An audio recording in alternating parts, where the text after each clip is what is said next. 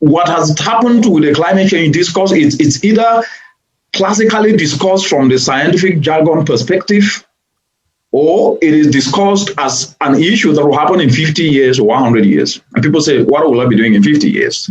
So that kind of attitude that society sometimes places on things when they see that it doesn't have an immediate effect on them is what has actually clouded climate change. But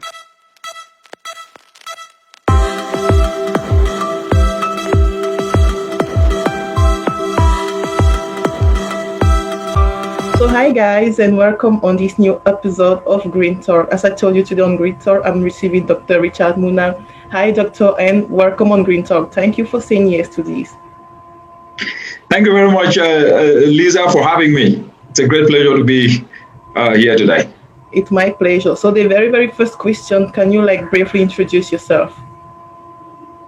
I am Richard Munang, and I am a climate change and development expert, and I work with the United Nations Environment Climate Change Coordinator. And what I do is support countries. That's UNEP's work in supporting countries to mainstream climate action into their development priorities. But more importantly, I've developed interest in engaging young people because they are actually the biggest constituency when it comes to climate actions. When you look at non-state actors, to be able to become part and parcel of climate change work that I do across the continent. Yeah. So, Doctor, how do you think Africans are doing today in responding to climate change? Yeah, thank you, Lisa, for that question. The reality is that Africa is actually a leader when it comes to responding to climate action, more importantly from the perspective of policy, because as we're speaking today, over 95% of African countries have ratified the Paris Climate Change Agreement, which was agreed upon in December 2015. And today, Africa is a continent that can actually brag that over 95% of the countries have ratified the Paris Climate Change Agreement. That means that Africa have seen the inherent opportunities that are actually embedded in this agreement. When it comes to policies across countries, most African countries either have an adaptation plan or are developing one, and some of them have even gone ahead to put in place legislation. For example, Kenya in 2016 actually put in place the Climate Change Act, and other countries are developing these legal instruments. So the point is that when it comes to that perspective, Africa is a leader, and that they should take pride. But there is a big disconnect when it comes to implementation, and that is where the Achi Hills are actually. Yeah. So here comes my next question, which is a little bit a funny one, because I wanted you to tell me, who do you think, African people, like the population or African government, who do you think is doing his or her best to combat or fight against climate change? Is it the population or the government? The reality is this: nobody is immune to the impacts of climate change that we are seeing today, manifested in droughts or in floods. Yeah. Everybody is feeling the heat. Nobody is immune, and therefore, government or citizens must take responsibility. That means that climate action must become a personal responsibility. Because the reality is this, and I think that question is very important, so that I can throw more light on it. In that, the role of government is to create an enabling environment. And as I said earlier, African governments have not only ratified the Paris Climate Change Agreement, what they've done is they've gone ahead to put in place laws and legislation and plans to drive climate resilience. It is therefore up to the non-state actors, in this case, you and me, the ordinary citizens, the youthful population, the communities, to tap into these inherent opportunities that are manifested through these bills to do so. But sometimes the population is doing their bit. If you look at the communities, our mothers in villages are doing their bit. They are applying ecosystem-based adaptation approaches, whether they're using organic manure. The bigger question is that in this informal sector that is already doing their bit, is it enough for them to be able to create also socio-economic opportunities so that it can become like incentives for them to continuously take climate action? That's where the disconnect is. So the answer to your question is, when it comes to governments in terms of legislation, they're doing excellent. as I said. But in translating that legislation to reality, we need government and we need the citizens. Is there connection there? That's where the missing link is. And that is where we need to actually focus effort on ensuring that each and everyone take climate action as a personal responsibility. No matter which profession, no matter which background, everybody have to play a part, because climate action doesn't know gender, climate action doesn't know boundaries, it doesn't know professions, and it doesn't know color, and it doesn't even know regions. So a flood in the northern part of Cameroon, for example, will displace people there, including even strangers or even foreigners who are living there. Yeah. What does that mean? Have to be part and parcel of the solution. Okay, thank you very much for your answer.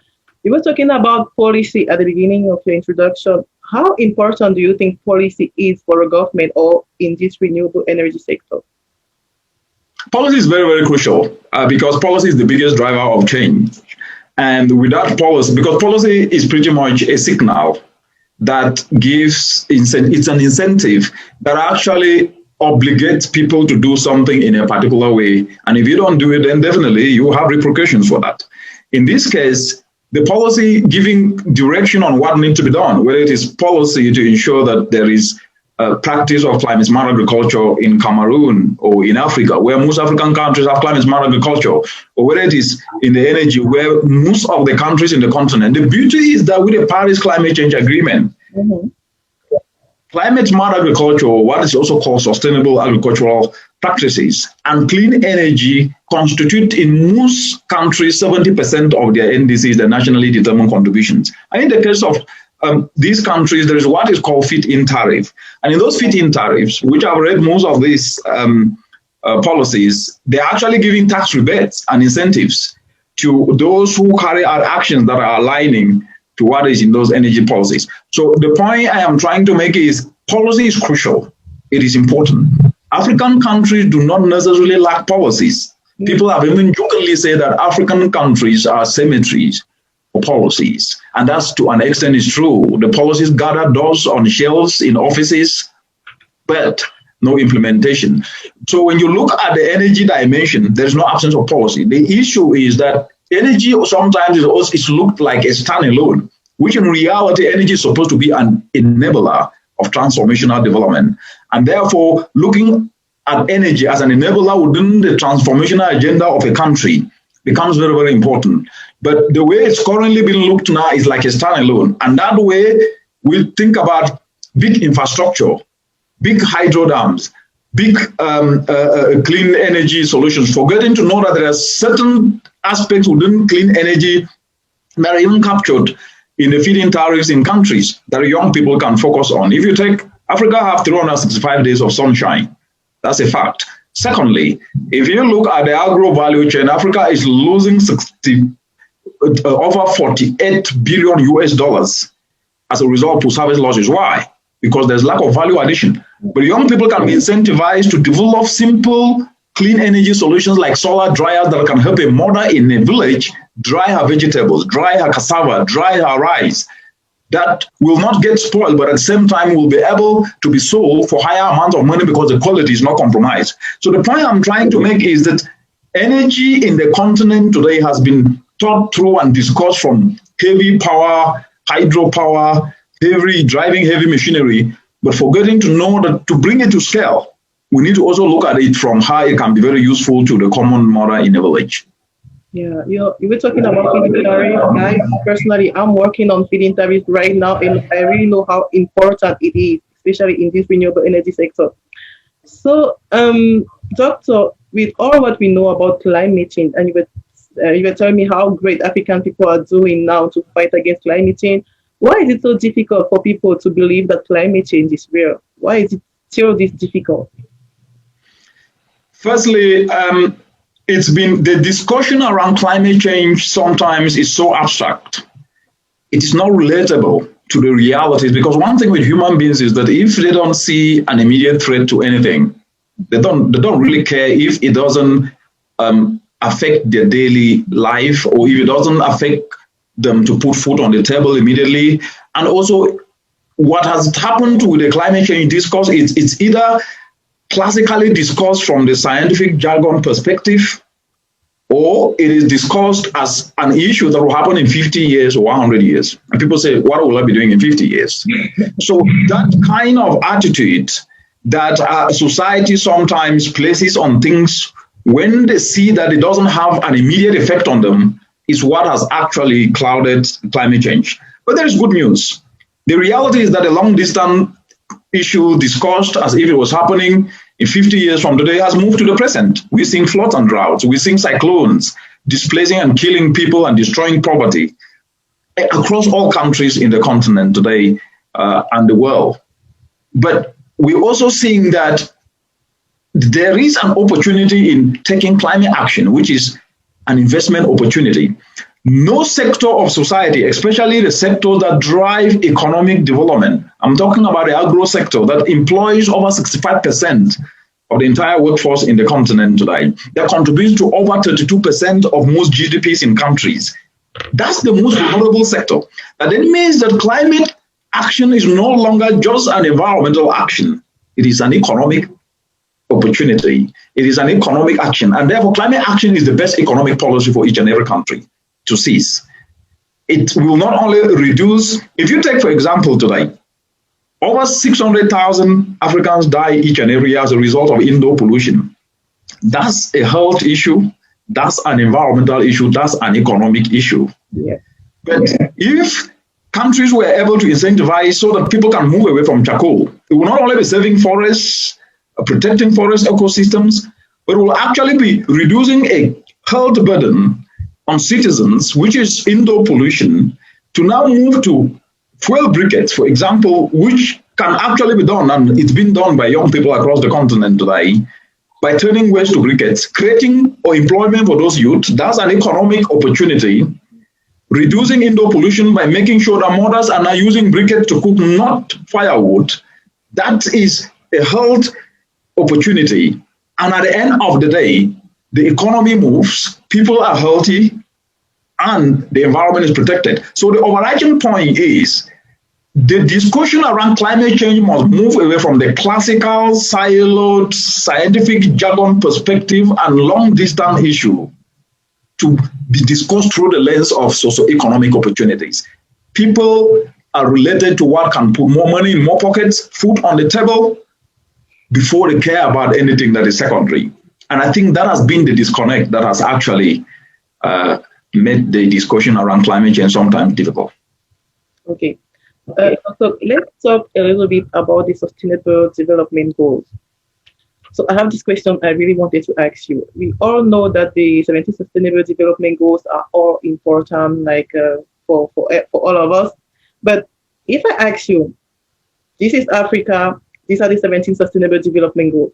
If you have to prioritize those SDGs, I mean, even 5 of them, according to importance to Africa, how will you order them? I don't know if you get my question. The reality is this. That's a very important question. And I think the truth is that if you look at the way the SDGs were formulated, they were formulated in such a way that they were inextricably linked. They cascaded to one another, meaning an action in one SDG helps achieve more than one SDG. If you take, for example, the context of Africa today, and I think it's good to be very realistic and contextualize it, this is an agrarian continent. What I mean by that is that this is an agriculturally driven economic continent. Over 65% of the workforce in this continent is in the agricultural sector. And this is Goal 2, talking about food security. And then we have Goal 7 on clean energy.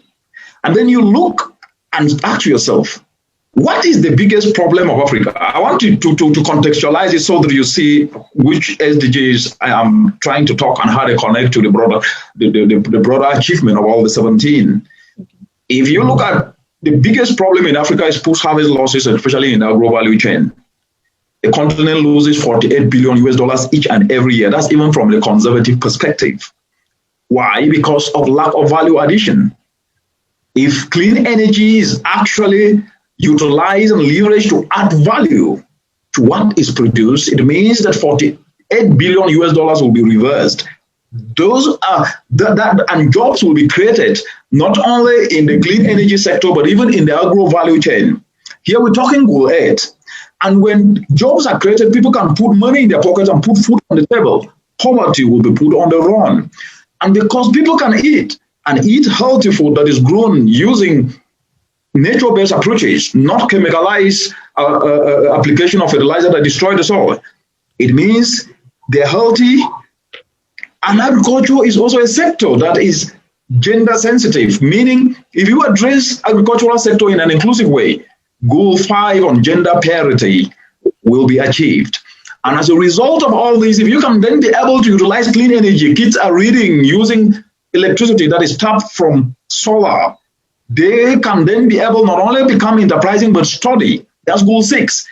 What I'm trying to say here, when people are healthy, when people put more money in more pockets and food on the table, you will then have societies living together, peaceful societies. But all these together, leveraging on these 2 sectors of agriculture, food security, which is goal 2, goal 7, and then goal 13, which runs through all the 17 sustainable development goals. I'm talking climate action here runs through all of it, because climate change impacts are felt all through, whether it is crop failure, whether it is, when you tap clean energy, that's actually a climate solution. When you focus on goal 1 and goal 2 and goal 7, and making sure that those actions are leveraged through the climate lens, Africa will not only transform its development, but it will create the needed jobs that are over 60% of the youthful population that are also unemployed at the same time, that are needed, but at the same time also build climate resilience. That will ensure peaceful societies. So in your answer, all the sustainable development goals are important. Yeah. But in the context of Africa, where transformation can happen very quickly and lift people from the bottom of the pyramid, goal 2, goal 7, goal 13, and goal 17 becomes important. Goal 17 from the perspective of inclusive action that engages everybody, whether young or old, state and non-state actors, to collectively drive the implementation of these goals. Awesome. I'm happy I asked the question. So, Doctor, if somebody comes to you today and be like, I've been hearing about this climate change, I've been hearing about the energy sector, I want to be more engaged, how can I start? Good question. The reality is, if you have listened to me, I always say you can only get what you don't have by using what you have. You cannot be able to dream and think of building castles, waiting for manna or miracles to come from somewhere for you to start. And I said this earlier on, that the energy discussion is about heavy infrastructure. That's true. Africa needs heavy infrastructure to be able to drive big industries. But in this case, in answer to your question, I'm looking at the context of the continent where we have a youthful population, and most of them are either school dropouts or they have finished with degrees and they are unemployed and they're searching for jobs. They do not have the requisite capital, the startup capital, to be able to engage in the energy sector, because quite an intensive area when it comes to resources, a resource-intensive area. What I say for somebody who should and must engage in this sector, because it is a sector that can easily be engaged to drive transformational change, is to look at what I call low capital intensive sectors that are energy driven. If you take the waste sector, the waste sector is the biggest opportunity where you don't need a lot of heavy startup capital to be part of the energy sector. Waste to energy, turning briquettes from agricultural waste, whether it is rice husks or whether it's cassava peelings, to briquettes, you just need a skill. And the cost you can go to the internet today and learn how to turn waste to briquettes. And as a result of that, if you partner with willing youth who have also developed interests, you can then be able to develop this skill and partner with those who already have the machines. Even to make the machines, they're not difficult. You are doing this across the continent, which we're inspiring them for, called volunteerism. And they are actually now creating their own businesses. that are not cost intensive, but at the same time, they're solving a crucial problem in the society. Others are tapping into learning the skills to fabricate simple solar dryers using local material, that they are helping to decentralize these solar dryers to mothers in villages to dry their vegetables, to dry their produce. And they are charging a little fee. When those mothers sell what they have dried, they pay them little money. So they're in business. Yes, starting small with what they have, using their skills to devise solutions as they think big. So what is my point here? The energy sector is the most lucrative. Solutions, whether it is solutions that are helping to turn waste to briquettes, or to turn waste, or to leverage local materials to develop clean energy solutions like solar dryers. Those are affordable areas in which people can learn skills and start doing. But they will not, most of them will not, they will say, where is the money? They will start thinking of a project of 1 million, rather than starting to think, what can I do with 1,000 francs to still tap into an opportunity in the energy sector that is on top? So it's a mindset issue. And I say this without any fear of contradiction. I'll personally some of those advice. I was asking for myself. So, Doctor, if someone know you there on your pages, we always see innovative volunteerism. What is it all about? What is innovative volunteerism? If you look across the entire African continent today, you have a discussion with someone, whether it is your friend or it is someone who has finished school and he or she is looking for a job. It's a continent of adversity, hunger, 257 million citizens going to bed hungry each and every day. Over 620 million energy impoverished citizens. Youth unemployment, over 12 million youth getting into the labor market each and every year and looking for jobs that they can't find. The challenges are just enormous. When you look at these challenges and look at the discussions that have happened year after year, they are talking about the same problems that have happened 20 years ago, 10 years ago, even last year and even today. And then when you put those challenges in perspective, you ask yourself, where will the money ever come from to solve these challenges? Then at the same time, what studies are showing is that in the past 10 years, 15 billion has come into the agricultural sector to address food insecurity. But what is the result? We still have 257 million citizens going to bed, and they will go to bed this night as we speak today. Then there is a fundamental problem.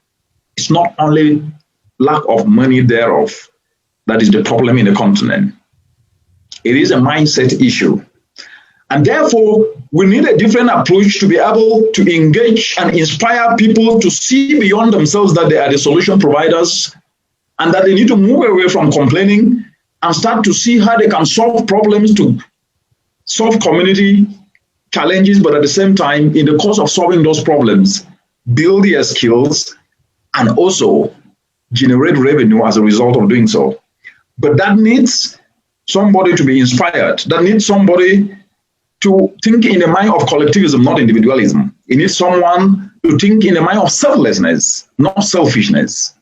And that is what innovative volunteerism is about. It's about structured guidance to willing people who want to retool their skills, to learn a new talent, to learn a new skill, to solve a community problem, especially through the environmental lens, but do so in a way to benefit community, not only himself alone, but in the course of addressing the problem, he or she benefits.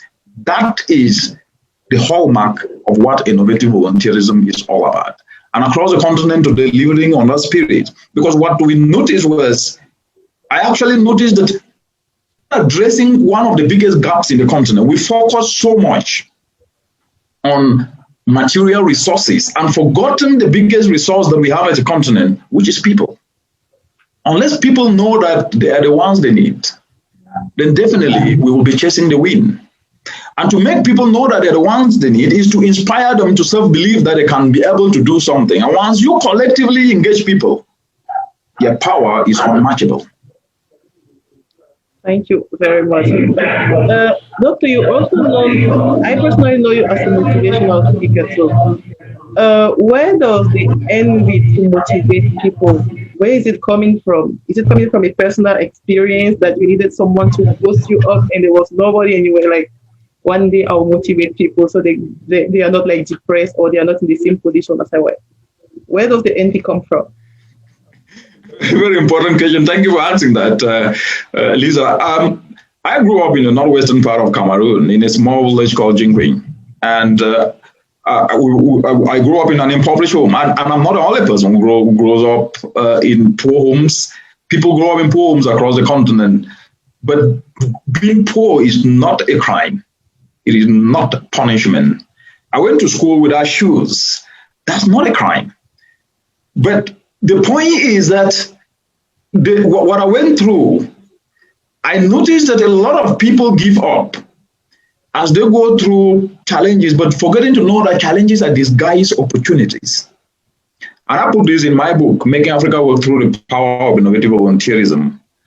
And as I grew up and I went to school, what I noticed was that sometimes we forget that we have everything we need, and we wait for things to be done for us or wait for things to come, forgetting to know that the biggest ingredient or inspiration that one needs is to self-believe that he or she is the person that he or she really needs. And as a result of that, I noticed that if we don't get others to know that they are the ones they need, then they will never ever actually discover their potential. They will never ever make effort sometime to do something out of their comfort zone to be able to discover that they are capable of doing things. And that I decided to be able to not only take the center stage in saying things the way they're supposed to be said, but in saying it in ways that can motivate people. Because one of the biggest things that we miss sometimes is that an inspired human being is unstoppable. But a hopeless, uninspired human being is the most dangerous human being that you can ever have. So imagine how many people are disenfranchised that they don't have an opportunity. When they sit on opportunities, the only way they can discover is when they're inspired, because Africa today lacks what I call an inspiration gap. It lacks what I call a passion gap. Because a passionless human being will, even if you give $1 trillion US, nothing will happen. It is passion that implements. And so inspiring people using not just the ability to communicate, but relating what one says to the challenges that many of us across the continent face or have faced is actually an opportunity to make people self-believe that they can address what they thought they could not. So if anybody is watching this interview, know that you're the person you need and that winners never give up. Absolutely. Okay, Doctor, thank you so much for your time. We are almost at the end of this interview, but before we go, do you have like something you want to say to all the young people looking at you today? Yes, we are actually at a time that is not just a difficult time, I would say, but a time in which so many people are definitely asking questions, not only young, but even old. And those who are young sometimes might think that they are unfortunate to be in the continent of Africa. What I always tell each and everyone is that if you want your life to matter, Africa is a place to be. If you want your impact to be felt, Africa is a place to be. Every challenge presents a disguised opportunity. And why am I saying this? I'm saying this because we are a continent sometimes, especially the young people. I'm also a young person, young at heart, just like you are watching this amazing show. What sometimes we tend to do is to focus on talking about challenges and complaining. We must focus on our strengths, not on our weaknesses. Weaknesses drains. Weaknesses, discussion, focus, disempowers. But focusing on our strengths, on what we can do with what we have, inspires. Focusing on our strengths, on what we can do with what we have, not only inspires, but also makes us become passionate in solving problems. And that gives an added impetus to do much more. Strengths are what we should leverage. because weaknesses will only dissuade us from focusing on what we can do. And I urge each and every one of you to become an innovative volunteerism actor. And innovative volunteerism will not only help you to retool your skill, but it will help you to do this. Your ability is your biggest availability. It will help you to know that when you avail yourself, you then know the kind of ability that is inside you. Thank you. I personally don't want this interview, so unfortunately, we have to end this interview. Thank you, Doctor, for being on Green Talk. Thank you for saying yes to this invitation. Thank you, Lisa, for having me. It's a great pleasure. And thanks for the good work you do. Thank you very much. So thank you guys for watching Green Talk. I will see you next time on another episode of Green Talk.